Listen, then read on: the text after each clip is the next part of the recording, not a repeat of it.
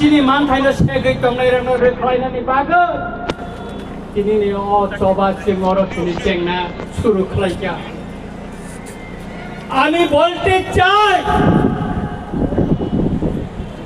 কেন্দ্র সরকারকে বলতে চাই রাজ্য সরকারকেও বলতে চাই মিনিস্ট্রি অফ হোম অ্যাফেয়ার্স থেকে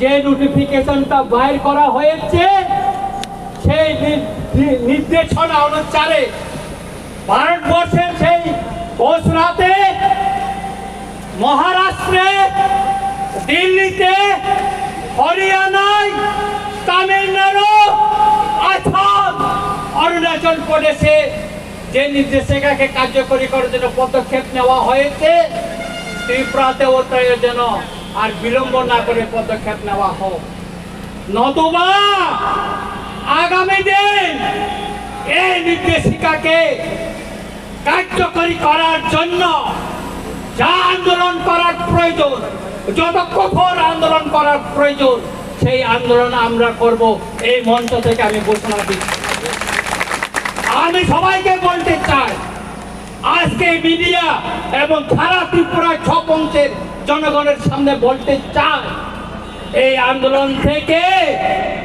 আমরা ছেড়ে পালিয়ে যাব না আমি রঞ্জিত দেববর্মা বলছি আপনারা জানেন আমি 1997 সালে সুইজারল্যান্ডে এসে জাতিসংঘে গিয়ে এই ইলিগাল মাইগ্রেন্টের কথা তুলে ধরেছি প্রথম ত্রিপুরা থেকে প্রতিনিধি হিসেবে তুলে ধরেছি নিশ্চয়ই আপনারা জানেন আজও আমি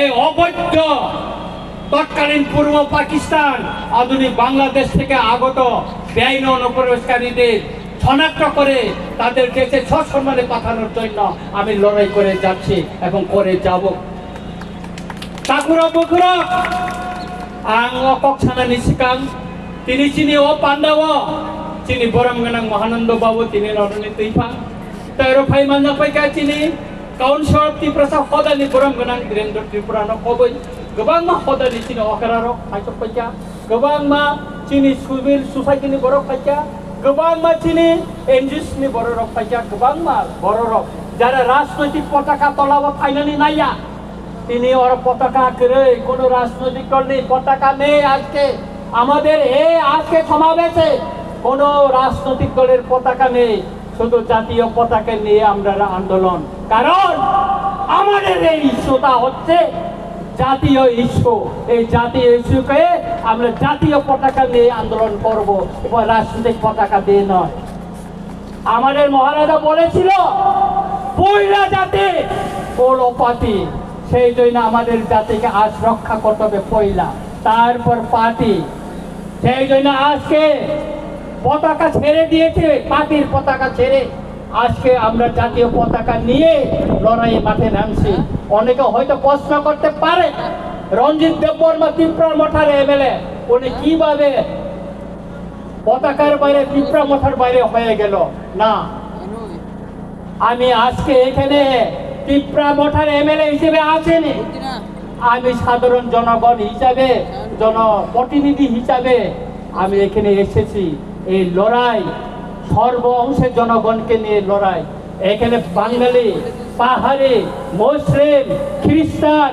বুদ্ধিস্ট হিন্দু সব অংশের মানুষকে নিয়ে আমাদের এই লড়াই সেই জন্য আজকে এত লোক এখানে এসেছে কেন এসেছে আমাদের একটাই দাবি একটাই সেটা হচ্ছে যারা তৎকালীন পূর্ব পাকিস্তান অধুনা বাংলাদেশ থেকে যারা ত্রিপুরায় এসে বসবাস করছে আমাদের অধিকার কেড়ে নিচ্ছে আমাদের জমি কেড়ে নিচ্ছে আমাদের ভবিষ্যৎ বংশধরদের রক্ষা করার জন্যই আজকে তাদেরকে আমরা শনাক্ত করে তাদের দেশে ফেরত পাঠানোর জন্য দাবি জানাচ্ছে আমাদের দাবিকে ছাড়া দিয়ে আজকে ভারত সরকার তার মিনিস্ট্রি অফ হোম অ্যাফেয়ার্স থেকে নোটিফিকেশন জারি করে আজকে তাদেরকে শনাক্ত করার জন্য বলা হয়েছে এই নোটিফিকেশন শুধু 2019 মে 25 না 1971 সালে 29 নভেম্বর তখনও নোটিফিকেশন জারি করা হয়েছিল কার্যকরী করেনি তখন রাজনৈতিক দলও আওয়াজ তোলেনি, কোন সিভিল সোসাইটি আওয়াজ তোলেনি কার্য করার জন্য। 2017 বামফ্রন্ট শাসনে এই নোটিফিকেশন জারি করা হয়েছিল, কিন্তু তখন এটা লুকিয়ে রাখা হয়েছিল, কাউকে জানতে দেয়নি। তারপর 2021-এ এখানে বিজেপি এলএন সরকার আসার পরও 2021-এও নোটিফিকেশন জারি করা হয়েছে মিনিস্টার অফ হোম অ্যাফেয়ার্স থেকে, কিন্তু এটাকে লুকিয়ে রাখা হয়েছে। কিন্তু 2025-19 মে যে নোটিফিকেশনটা জারি করা হয়েছে তার কপি রঞ্জিত দেববর্মার কাছে এসে পৌঁছেছে। কেন? রঞ্জিত দেববর্মা চিঠি লিখেছে মিনিস্টার অফ হোম অ্যাফেয়ার্স, সেই জন্য এসেছে, সেই জন্য জনগণ জানতে পেরেছে এবং জনগণকে নিয়ে আমরা মাঠে নেমে পড়েছে। এই আন্দোলন যতদিন পর্যন্ত একজনও যদি ত্রিপুরা রাজ্যে ভারতবর্ষে যদি অবৈধ অনুপ্রবেশকারী থাকে ততদিন চলবে। কারণ এই বেআইনি অনুপ্রবেশকারী আমাদের দেশের নিরাপত্তা সার্বভৌমত্বের জন্য বড় একটা হুমকি।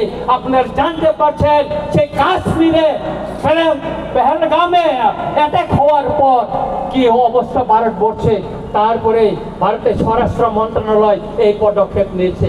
আপনারা জানেন সেই আমেরিকা থেকে অবৈধ অভিবাসীদের প্লেনে করে হাত পা বেঁধে সেই পাঞ্জাবে ফেলে দিয়ে গেছিল। কেন? কারণ এই অবৈধ অনুপ্রবেশকারীরা এটা দেশের হুমকি, দেশের নিরাপত্তার হুমকি, দেশের সার্বভৌমত্বের হুমকি। সুতরাং আমি সবাইকে অনুরোধ করব যে আজকে এই আন্দোলন, এই র্যালি কোনো জনগোষ্ঠীর বিরুদ্ধে না, কোনো জাতি ধর্মের বিরুদ্ধে না, এটা বেআইনি অনুপ্রবেশকারীদেরকে শনাক্ত করে তাদের দেশে পাঠানোর জন্য এবং কেন্দ্র সরকারের যে নির্দেশনা তাকে কার্যকরী করার জন্য এই আন্দোলন আগামী দিনে চলবে। আমি আমার বক্তব্যকে আর বেশি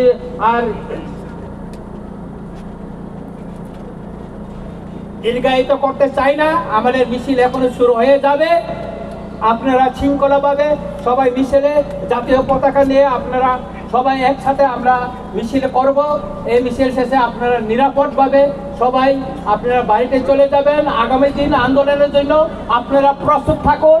আজকে আমি ধন্যবাদ দিতে চাই আমাদের মিডিয়া ভাইদের যারা আজকে এই আন্দোলনকে কভারেজ করার জন্য এসেছেন, এবং আমি এখানে আরো প্রশাসনকে ধন্যবাদ দিতে চাই, কেননা ওনারাও আমাদেরকে আজকে অনুমতি দিয়ে এই শহরে আন্দোলন করতে দিয়েছেন।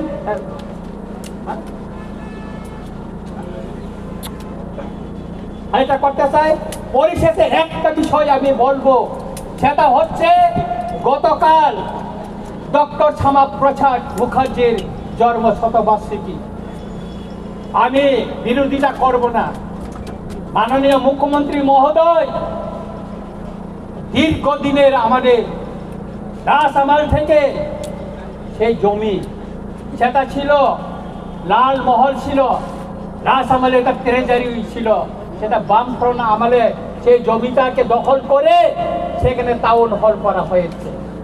আমরা বিরোধিতা করিনি, টাউন হল থাকুক, আমরা বিরোধিতা করিনি। কিন্তু গতকাল মাননীয় মুখ্যমন্ত্রী মহোদয় এই টাউন হলকে ডক্টর শ্যামাপ্রসাদ মুখার্জির নামে নামকরণ করার জন্য উনি ঘোষণা দিয়েছেন। আমি এর তীব্র প্রতিবাদ জানাই। কেন আমি প্রতিবাদ জানাই? ডক্টর শ্যামাপ্রসাদ মুখার্জির নামে আপনার শহরে আরেকটা বড় টাউন হল করুন, আর এই টাউন হলকে টাউন হলে রেখে দিন। ত্রিপুরায় বিভিন্ন রাজনৈতিক দল আমাদের ইতিহাস মোছার জন্য এখানে কম্পিটিশন চালাচ্ছে। সেই কংগ্রেসের আমলে এই যে বর্তমানে যে IGM, এটা বিএম যে হসপিটাল, ভিক্টোরিয়া মেমোরিয়াল হসপিটালকে সেটা IGM করা হয়েছে। এই যে সুকান্ত একাডেমি, এই সুকান্ত একাডেমি কি ছিল? এটা দরবার হল ছিল, দরবার, এটাকে এখন সুকান্ত একাডেমি করা হয়েছিল। এখানে আগে দরবার হল ছিল। এইভাবে ত্রিপুরার ইতিহাসকে মুছে দেওয়ার জন্য সেই আস্তবলকে স্বামী বিবেকানন্দ ময়দান ঘোষণা করা হয়েছে। এটা আমরা মেনে নিব না। আমরা অনুরোধ করব মাননীয় মুখ্যমন্ত্রীকে বিনয়ের সঙ্গে অনুরোধ করব, মাননীয় মুখ্যমন্ত্রী মহোদয়, আপনি আরেকটা জায়গায় অনেক কোটি টাকায় শীততাপ নিয়ন্ত্রিত একটা ডক্টর শ্যামাপ্রসাদ মুখার্জির নামে আপনি আরেকটা হল করুন, টাউন হল করুন, তাতে আমাদের কোনো এটা আমাদের কোনো আপত্তি থাকবে না। কিন্তু এই টাউন হলকে আপনি ডক্টর শ্যামাপ্রসাদ মুখার্জির নামে নামকরণ করে আপনি বিতর্ক হবেন না, কারণ কেউ করেনি। আমি ধন্যবাদ দিতে চাই আমাদের প্রাক্তন মুখ্যমন্ত্রী বিপ্লব দেবজিকে, তিনি থাকাকালীন আমাদের বরমুড়াকে হাতাই কত গন্ধ সরকার গন্ধাতিসা, তারপর আগরতলা এয়ারপোর্টকে তিনি মহারাজা বীর বিক্রম মহারাজার নামে তিনি করে গেছেন, সেই জন্য ওনাকে আমি ধন্যবাদ জানাই। তাই আমি মাননীয় মুখ্যমন্ত্রীকে অনুরোধ করব, বিনয়ের সঙ্গে অনুরোধ করব, এই যে টাউন হলকে আপনি যে ডক্টর শ্যামাপ্রসাদ মুখার্জির নামে যে নামকরণের ঘোষণা দিয়েছেন সেটাকে প্রত্যাহার করে নিয়ে অন্য জায়গায় ওনার নামে সসম্মানে ওনার স্ট্যাচু বানিয়ে ওনার জন্য একটা শহরের ভিতরে জায়গা দেখে ওনার নামে করুন, তাতে আমাদের কোনো আপত্তি থাকবে না। মোচক ছাওই নাও যতন না আহাই না আহাই খাকা হাম তাই হামজামা ইয়া ফেরে যতন না রেল ও মানজাঙ্গা নিবাগে বেসার বাসার তঙ্গে ওই শহর ঘুরিয়া ওই যতন না ফাইনা নিবাগে আংক বিভিন্ন যতন আহাই না খাকা হাম তাই হামজামা ইয়া ফেরে আনক মুসকিন অংশিতুন যতন না হামবাই খুলুমকা।